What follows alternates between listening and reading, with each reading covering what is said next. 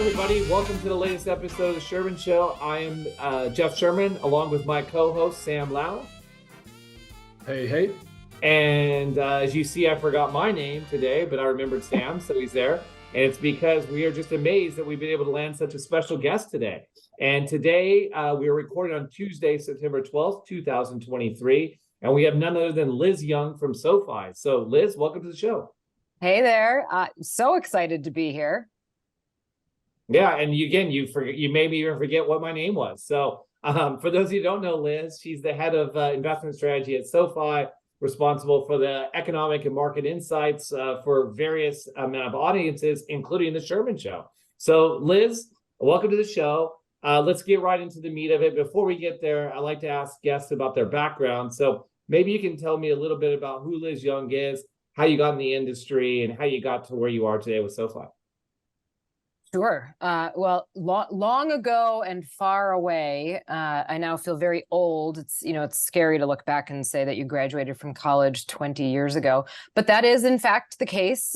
So I've been working in the industry for almost 20 full years. I think 20 years will be in December of this year. Anyway, I grew up in Wisconsin, and I had lived in Wisconsin until I was 32 years old. So my career in finance started there, which is pretty untraditional. Milwaukee, Wisconsin, obviously not the financial mecca of the universe, but there are some regional banks there. There are some mid-sized brokerage firms, investment banking firms. So I started out there and fell in love with the investment industry, really at the pushing, the urging of one of my first mentors, if not my first real mentor in the business, who encouraged me to start the CFA program. He was our chief strategist at the time, and I was young and green, and I didn't know up from down, but he molded me and he put the fire in me, and I fell in love with the investments business at that point.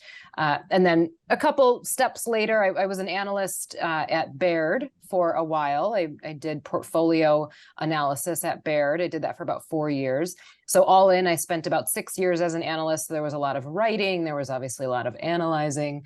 And eventually I figured out that I like to talk too much to be an analyst sitting behind a spreadsheet. So I started to figure out what the other options were, and got lucky enough that somebody took a chance on me and moved me to New York City and gave me a strategist role out of the gates, even though I had never done something like that before, and basically said, go get it, kid, sink or swim. And I moved to New York, and the rest is history. That was in 2015. I became a strategist at the Bank of New York, and I was there for 6 years after that.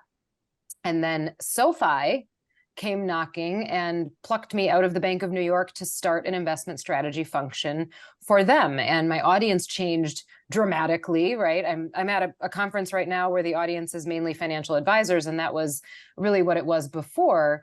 And then my audience went to individual investors and a lot of younger investors, which has been a delightful journey for me, a huge change. And it's really challenged me to figure out how to communicate and relay information and insights in a way that is going to resonate with a new audience. So it's been really, really fun. And I love my job, and I feel lucky every day that I get to do this for a living. So on the Sherman Show, we do have someone who's familiar with Wisconsin, and it's one of the two of us. I won't say which yet, but maybe you could guess. Well, I gotta ask a question. First of all, I want to hear both of you say Wisconsin. Wisconsin. Jeffrey, I'm going to guess that you are the one that has some kind of connection. That is incorrect. So oh no, Mr. Lau, who grew up in Madison and went to the really born and raised, yeah. Wow. Are you a Badger?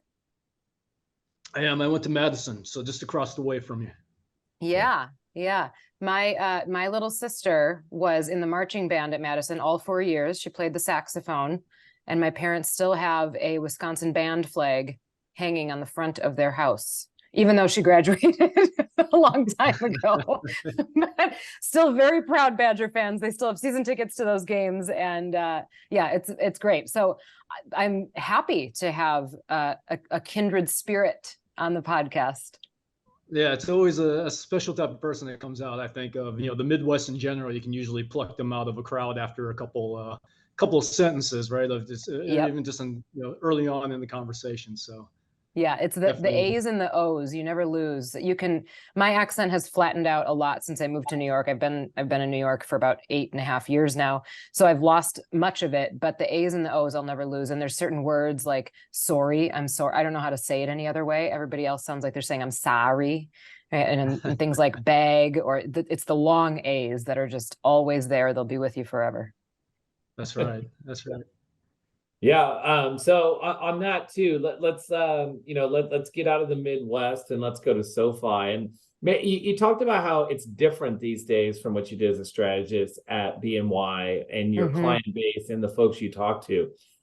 Maybe you can explain why that is and how SoFi is kind of penetrating this market, and again, bringing someone like you on board to be, the head of investment strategy. Yeah, well, I think there's a lot of things that built up to this point, just in the industry, not just for SoFi, but in the industry as a whole. A lot of which was, if you look at what happened after the global financial crisis, I think individual investors in particular, came out of that feeling like they had been kept under the rug, right? And the wool had been pulled over their eyes, and they didn't really know what they were invested in. And suddenly there was this appetite to understand everything better and really take matters into their own hands and get a lot more active in their own investing journey. So that was the beginning of it, right? People felt wronged by the industry, and there were a lot of movements that went on. And the solution then turned out to be, okay, well, then I'm going to try to do it myself, because if I'm going to lose money, at least I know I made the decision on my own, and it wasn't because I wasn't understanding what was going on necessarily. So there was a lot of education that started to come out. There was a lot of support for individual investors. And then ETFs and passive investing came out, which was really good for individual investors because they were low cost. You could get exposure with a small minimum balance. So the industry changed and the opportunity set changed, that made it a lot more conducive for younger investors and individual investors to be involved. So I think that was one of the bigger things that occurred. And then the industry started moving towards, and this is something that I remember from the BNY days when we worked so directly with advisors, moving towards a fee-based advisory model rather than a transaction-based advisory model, which was also good for the client. It was also good for the investor, because if the market went up or down, the fees that were charged on your account went up or down in the same fashion, right? So then it became everybody's interests were aligned. Then the next step was, okay, do we really even need this high touch advisory stuff? And all of these brokerage platforms that were offering low cost or no cost trading made it a lot more accessible for individual investors to go and DIY their entire portfolio. And then you had robo platforms, right? So there's a lot of different steps that have happened along the way over the last 10 to 15 years that I think have been tremendously positive for individual investors. And SoFi is part of that movement. Our Invest platform offers low cost, if not free, right, trading, and you can get fractional shares. You have a robo platform. We have an ETF suite. So there's a lot of different ways that people can get involved in that. And the app itself, the platform itself, offers products for all different phases of your life cycle. And given the digital nature of investors today, that's just what they want. They want to be able to do it in the palm of their hand. They want to be able to have it accessible to them. And they want to feel like the platform and the content on the platform is for them. It's not for their parents. It's not for their grandparents. It's not for rich people only, right? So there's been this big movement to make things much more accessible and much more modern, frankly. So that's a big part of the audience shift for me. And then just the age group too. If you look at the average age of a brokerage client, right? Some of the big older firms, a brokerage client, it's probably somewhere between 55 and 65 years old. The average age of a SoFi Invest client, we've got more than 60% of our investors on the platform between the ages of 20 and 40. So a much younger client base, a much younger investor who want different things and want them in a different format. So that's the part that's, and that was a big transition for me. That was a big transition to figure out, okay, how do I connect with them, right? I haven't done this before. And I got to sit back and think, well, how would I want to be connected with? And what would I want to be reading? And how long would my attention span be, right? So it's been a really big learning experience for me. So how do you, as you think about that and you describe kind of the needs and the desires of a SoFi Invest client versus kind of traditional brokerage, how do you think about the advice that you're helping as, the head of investment strategy? I mean, are you still kind of ultimately landing in the same spot, but it's a delivery that's different, or there's a different mechanism for that? Or is it a different way of kind of thinking and approaching markets given this engagement or how this generation, let's call it, is focusing on investing? Yes. all of the above. So first and foremost, I would say my views on the market and the economy don't change based on the audience. I still think what I think about the economy. I still think what I think about the market, right? I'm not going to change my opinion or necessarily my investment knowledge or background or advice based on who I'm talking to. So that should always be consistent. The delivery of it, however, does change because, as I mentioned, if most of the people on SoFi's platform reading my content or listening to me are newer investors, I have to start earlier in the process. I have to start by explaining, number one, what should your portfolio really look like, right? What does a diversified portfolio even mean? Why should you slow down when you described it? What does it look like? So it's another delivery mechanism, right? Yeah, not my first rodeo. Yeah.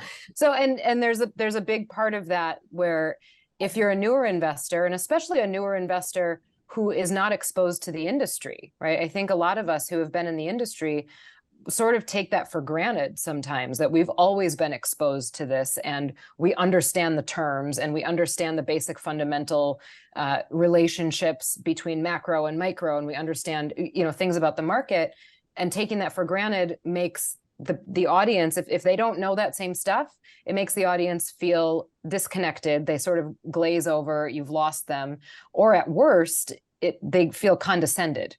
Right. So you have to make sure that you're starting at the point where they are and giving it to them in the way that is going to resonate with them, and that you're not going too fast. I mean, it is a tough balance. I don't get it right every time. It's a tough balance to not go too fast, not go too slow, give enough, but not too little. So it's important to remember what the starting point is. I always think of it in the form of a "you are here" star. So for example, if I go on CNBC, let's say the audience is mainly financial advisors, or I know that we're covering a topic that is a little bit more sophisticated. I probably speak at a different level than I would if I knew I was sitting in front of a 25-year-old who was just starting to invest in a retirement account for the first time. I would use different words. I would slow down and talk about the fundamentals of building a portfolio and what risk really means. So it is about the delivery. It's also about how they want to receive it. So the content that my analyst and I, so my team puts out, we do it in every format possible. I have a couple of podcasts that I do. I have written content that's weekly, monthly, semi-annual, annual. We've got social media stuff that's daily, right? It's every single way that you could receive it, because not everybody wants to get it in the same way. If you're not watching CNBC, then I'll give it to you in a podcast form, right? And then the attention span is different as well. So the social media stuff fills that gap if people don't have enough time and they just want something quickly. This is a fun stat. So we did a survey, I believe either last year or the year before. 91% of Gen Z investors get their information from social media, which tells you that if you're trying to capture that next generation, you better be on social media in order to get in front of them, because that's where they want to receive it. Now, if you've been in the business a long time and you're sort of, a traditional, an old timer in the business, that probably makes your skin crawl, like, oh my God, social media is unregulated information and nobody's verifying it and everything. I feel the same way. There's some really bad information on social media, but the reality is that's where the eyeballs are. So, it's one of those things that whether it makes you uncomfortable or not, you have to find a way to get comfortable with it if you want to resonate with that next generation.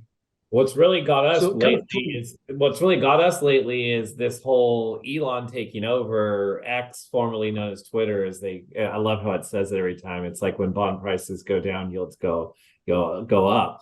But the thing is that, all of us got cut off on the trading desk lately because we're not going to pay $8 for that information and everything too. We already pay enough for our data sources and everything. And so we just recently, just none of it worked anymore. So anyway, that's my complaint about social media. I'm going to sound old and curmudgeon-y, and I graduated from college way more than 20 years ago. So anyway, Sam, I cut you off. I just had to put that little comment on there, my little jab at X going to give it to you. Yeah, X is going to give it to you, but before that there was Reddit, right? So when you started to talk about how social media is a way to disseminate financial information, perhaps not in the best way sometimes, but just made me think back to the meme craze, back in the early 2020, right? In terms of some of the what Reddit were those rooms. feeds, those RSS feeds? We used to get those through our Google News. I still don't know what RSS stands for. Yeah. It stands for, it was way cooler than Twitter and it worked, but anyway, maybe it wasn't cooler. I don't know. But I guess maybe we just learned it first. So anyway, sorry, Sam. Yeah, no, but I just want to put that out there too. But just, earlier you were talking a little bit about your views, how you're thinking about the world, both from a macro, from markets point of view, and then perhaps, how you're thinking about allocation. But before that, I think you hinted at it a little bit just now, but was interested in trying to pick your brain in terms of how you actually arrive at your investment views. How do you come up with your investment views? Are you looking more at fundamentals? Are you looking at the macro? Are you looking at technicals? Are you just drawing everything together that's out there? So I think of it sort of like a funnel, or maybe just a globe, and then I hone in on it from there. So for me, it usually does start with macro, because I feel like I want to know what the weather is like before I try to figure out what's happening on the ground. So try to figure out the weather. And for me, that's, all right, where do I think we are in the cycle? I may be very wrong. I have felt very wrong this year. I have thought we were late cycle, and maybe we are late cycle, but we've been in it for a long time. Try to identify where we are in the cycle roughly. And then using those indicators, right? That's things like, what's the consumer doing? Where is sentiment? What's been the trajectory, not just the absolute readings, but the trajectory of growth, consumer spending, unemployment, manufacturing activity, services activity, inflation, right? All of those really large macro indicators, leading economic indicators. So that's the environment. That's what I would consider the weather. So that's, you walk outside and this is how it feels today, and this is how it's felt for about a month. And then you look at least what I try to do then is take, okay, here's what I think about the macro. Is the market reflecting that same thing, or is the market reflecting something else? So then you look at the market, the bond market, for example. Maybe you look at where yields are. You look at the spreads between yields. Is the curve inverted? Has the curve been inverted for a long time? What does that usually mean for the next 6 to 12 months? You look at the stock market. Which sectors are outperforming or underperforming? So for example, something like something as simple as comparing consumer staples to consumer discretionary over whatever the time frame is. If discretionary is outperforming, people are feeling like we're in some sort of cyclical expansion. Conversely, if staples are outperforming, obviously investors are a little bit more defensive. So taking the macro, try to confirm it with some of the market signals. If there are inconsistencies, then in my head, it means one of the two is wrong, right? One of these two data sets is sending the wrong message, or is the timing is off.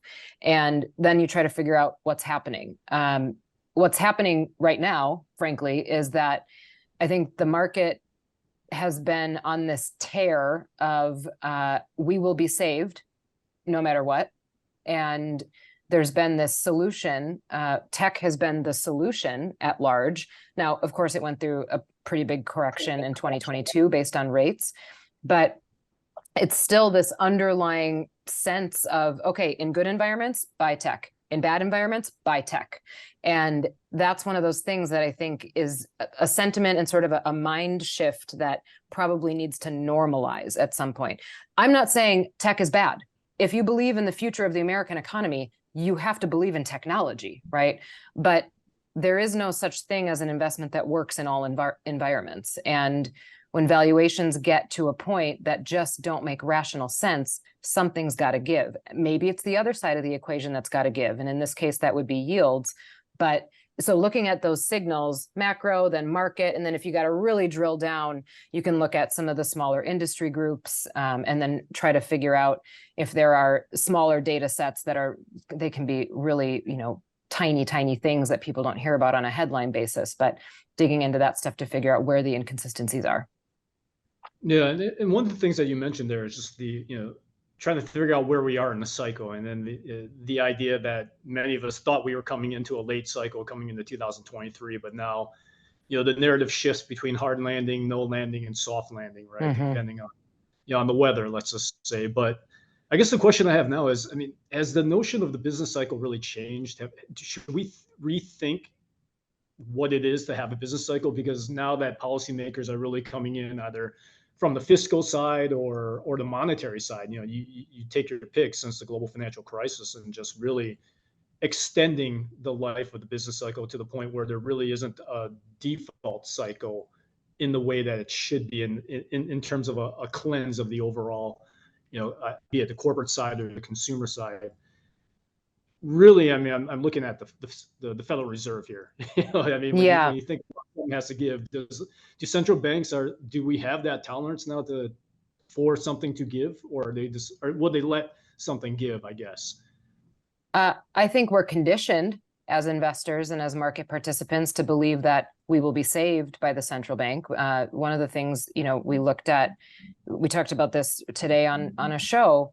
The regional banking thing, I don't even know if that I can call it a crisis. It was so quick, right? The regional banking thing that happened in March of this year, when it started, I think we all were sort of like, uh-oh, here it is. This is the thing. This is the one that's going to take us down, right?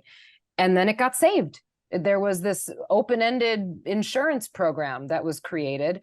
And again, our conditioning was reinforced that, oh, okay, so if something occurs, if something in the capital system breaks because of stress, it will be fixed or saved by monetary policy or fiscal officials.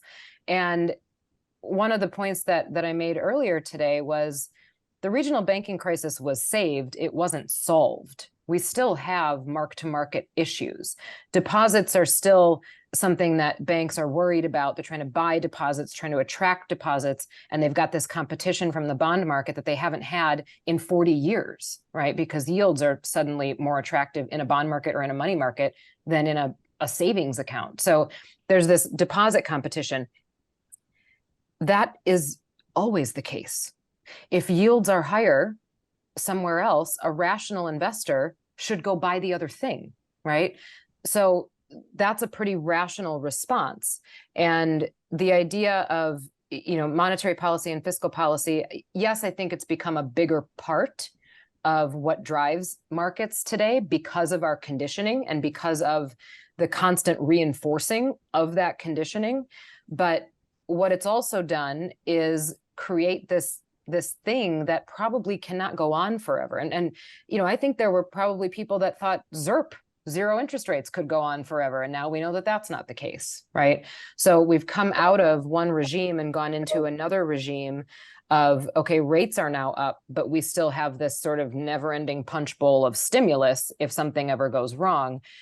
In my eyes, that's probably the next thing that can't last forever. So to answer your question directly, has the business cycle changed because of that? I'm going to sound like an old timer here. I don't think so. I think that the business cycle is the business cycle, no matter what. There may be different catalysts that take us from one phase to the next, and there may be different catalysts each time that cause stress, but the cycle still has an early, mid, and late phase. And then I've never seen a cycle that goes from early, mid, late, and gets back to early without some kind of contraction, without some kind of shakeout. And that's what I think we're all sort of anticipating right now. It just hasn't happened. The last thing I would say about that is that if you look over history, and of course, history is only a guide, it rhymes, it doesn't repeat all the stuff, right? I get it.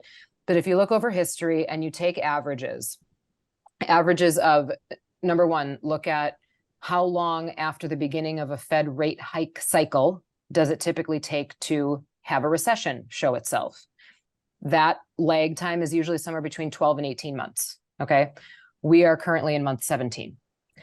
How long after a yield curve inversion does a recession typically start? The long-term average is 14 months. We are in month 14. So all of this, like, this time is different. What if it's not? What if it is exactly the same and it's right around those long-term averages? We'll look back on this in a year or two and say, oh, look at that. It turned out to be pretty much the same as what we should have expected, right? It's just that, and actually, Jeffrey Gunlock said this today on stage. He said, everything takes longer than we think because we're impatient. And I think that's happening right now. Yeah, I also think it's the rapidity and the velocity of how the rate hikes came through. And remember, our debt stock was refinanced quite low at ZIRP, at low interest rates. I've been harping on this for over a year, that I actually think this lag is longer than a traditional one. And especially as soon as the Fed put out the paper at the beginning of the year, it said it's going to be shorter because of forward guidance. And I'm like, no one's listening to your forward guidance. It's all about having to refinance debt. It's about making it the opportunity cost more expensive. And it just isn't until you have to sell your home. You have to refinance your mortgage. You have to refinance the corporate debt stock. And so there are pockets that obviously have challenges, and those are called floating rate. But our listeners know I've been harping on this for a long time. So I'm with you, Liz. The other thing about averages is they're just average. And we know that there's volatility around the averages. And so that doesn't mean that it, just because you hit the 14-month mark on the yield curve inversion, that everything is all clear. Right. With that, one thing, I just want to say, because I think the Fed I know the Fed takes a lot of heat, and they have a very hard job. I am not somebody who will come out and say they're doing it wrong and, they don't know what they're doing. They are a highly educated, highly experienced group of people doing more modeling than any of us have any idea about, right? They only tell us a very small portion of what they actually are looking at. And I think they have a tough job. I think Jerome Powell learned a really hard lesson in 2018 about communication, and he has not repeated that same mistake, and I give him a lot of credit for that. I also think that he's done a really good job of being consistent, if not even slightly annoyed sometimes when people ask him the same question over and over again, and he's like, the answer hasn't changed, stop asking, right? I respect that quite a bit. I do think, though, that they have a really tough job, and the idea of them giving forecasts, which they have to do every quarter, they give us their dot plot and they give us a new summary of economic projections. They are not going to come out and say, okay, we are forecasting a recession to begin in the first quarter of next year, and here's how that's going to shake out. So if anybody is waiting for the Fed to forecast said recession, it's not going to happen. They may think it, right? They may talk about it amongst themselves as a possibility or a likely possibility. They're not going to come out and say that to America, that by our estimation, it's going to begin here. But I will tell you this, what they look at is things like the 3-month to 10-year spread. And if that's inverted, they also look at what's called the near-term forward spread. Both of those are inverted. So I can pretty confidently say that they talk about the chance of recession behind the scenes. They're not operating, blindly. But it's tough to get it right. And they're going to take criticism no matter what, because on one hand, they want to constrict demand. They want to constrict capital in the economy because of their mandate to control prices. On the other hand, if that happens and it causes a recession, it's lose-lose, honestly. Yeah, I agree with a lot of that. I think actually Jay Powell's done a good job with all of this. I just think that it's going to be challenging because they want to be restrictive and they're going to keep rates high, probably longer than they should. But that being said, they also don't want to signal that they're going to cut and stimulate another one of these rallies like you're talking about. Yep. So it is a tough gig. And I think you're right. Jay's learned a lot on the job. One last thing, we talk about the inversion of the curve. I want you to tell me what you are signaling to your clientele out there about the attractiveness of something like T-bills versus buying longer duration treasuries today. And we all have opinions on this and things. And so curious on how you're advising clients. We hear it a lot of, why don't I just park it in a T-bill? The phrase I hate around the office that our marketing folks say is T-bills and chill. I'm sick of hearing that. Anyway, what is your thought about this part of the curve and what it's signaling? I think that there is good yield opportunity in short-term instruments. So whether that's T-bills or some kind of money market fund that is effectively invested in T-bills, there's good yield opportunity there. And if you are an investor who's waiting this out to see if it comes to fruition that we have some sort of stress or that we have a recession, those are good places to be because you're getting paid to wait. I'm all about getting paid to wait. Okay, so I think T-bills are probably a good opportunity there. The longer end of the curve, now it may go up before it goes down. We've got CPI that is expected to go back up this month. I'm not sure when this is going to drop. Maybe we'll know what CPI is by then, but is expected to go back up this month. If we get some hot prints in CPI or things that surprise to the upside, you might see a further rise in the 10-year. And I think that it shouldn't be ignored that the 10-year yield has had this steady climb upward over the last 6 months. That, too, is an opportunity that we haven't had in many, many, many years, right? To buy a 10-year at 4.25%, 4.33%. And I do think that it's an okay place to be. If you think that there is a recession coming, if and when we confirm that, yields will fall, right? And it probably short-term falls faster, but you should get a parallel shift, at least, across the curve of yields coming down just because of stress and the natural way that that plays out in the economy. I think the tricky part right now is figuring out whether or not inflation continues to be a beast, which would just push yields higher. And my honest opinion, yes, I do think rates may stay higher for longer, but anything is higher than ZERP. So do I think they're going to stay higher for 5 years? No, I don't think that the economy can withstand that. I don't think borrowers can withstand that. And I don't think the corporate maturity wall can withstand that. So I do think rates will come down within the next 6 to 12 months, more so because I think that there will probably be stress that finally shows its ugly face.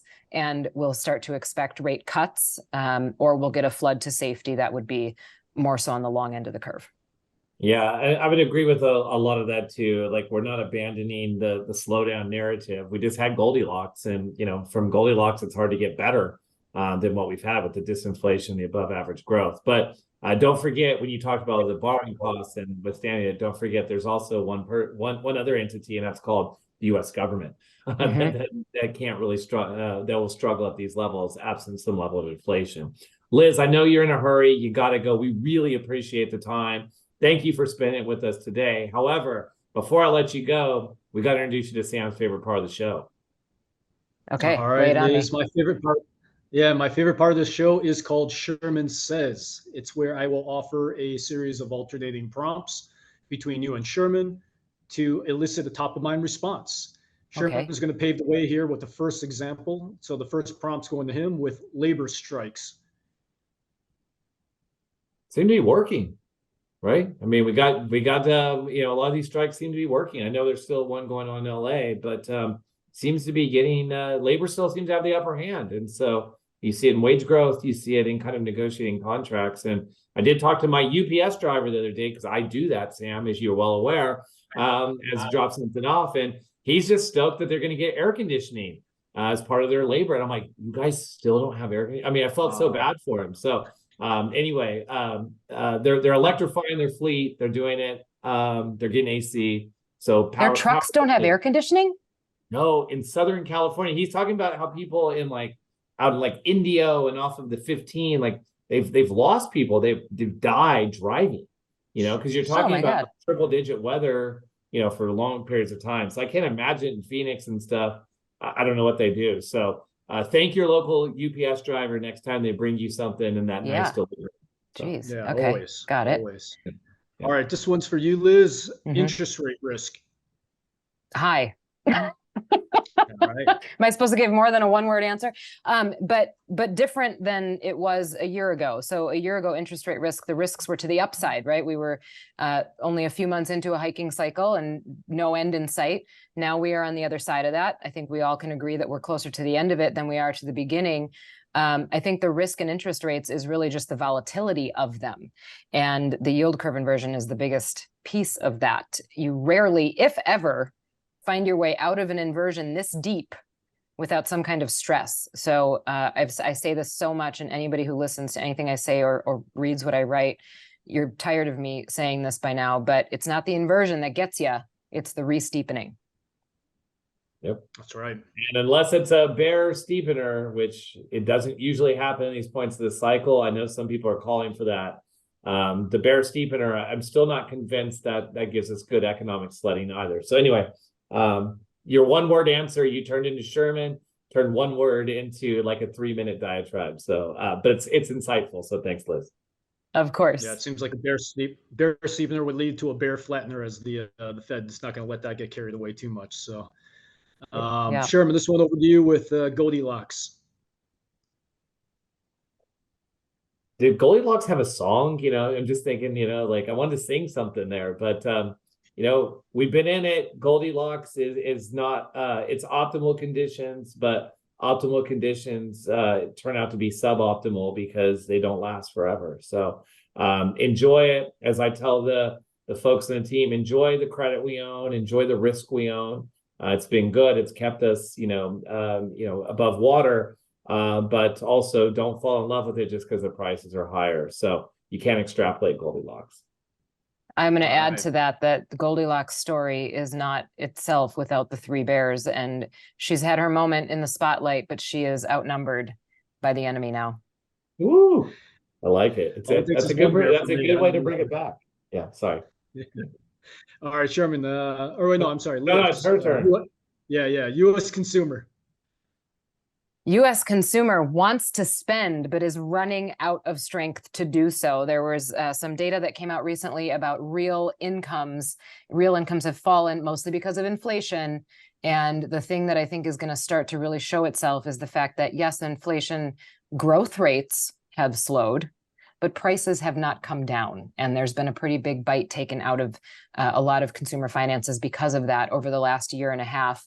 And it's happening at a time when oil prices have gone back up, gas prices are at highs again.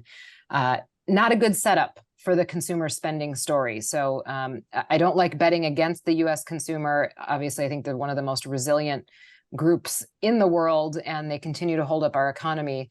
There is no such thing as a US expansion without the consumer. But I do think that the days of post-pandemic spending are quite a ways behind us. Yeah, I'm concerned about the oil prices as well. We've been lamenting about petrol prices around here, about what we're paying at the pump once again. And I think a lot has been made about the student loan resumption, but you couple that with higher oil prices, that takes a bigger bite out of people's wallets much quicker as well. So, all right, keeping this on oil prices, $90 WTI, 90 handle. Let's call it WTI. I mean, it's only a couple trading days away, right? We hit 88 today, right, Sam? We have 90 on Brent. It just kind of seems inevitable at this point, right? Maybe we're through the driving season a little bit, the seasonality, but I wouldn't be betting against it, let's say. So, which means brace for it. I mean, I look at gasoline; it's at least 75 to 80 cents a gallon higher than it was 2 months ago. At that point, and you fill up tanks depending on how much you're driving. I mean, that easily translates to another $100 a month, right, out there. So it gets taxing after a while. And so again, I get nervous when I see people celebrating the energy stock market performance doing so well right now. And I might be careful what you wish for there. So again, strategic petroleum reserve, all that stuff's irrelevant. This is about supply and demand, and the rest of the world kind of choking off some supply at this point. We are drilling, we're doing what we can here, but I think we're stuck in this 80 to 95 range for a while. Yeah, All right. the supply constraints are supporting oil and gas prices. I'm bullish on energy stocks. There's a lot of shareholder-friendly energy stocks out there, and the valuations are very attractive. But taking it back to the macro and what's the environment, you have to look back and realize that many recessions are preceded by a spike in oil prices. So a spike in prices is not going to give me the warm and fuzzies for what's ahead for the next 6 to 12 months. But for the time being, I am bullish on energy stocks. All right, let's see how you feel about this sector then. Floating rate assets, Liz.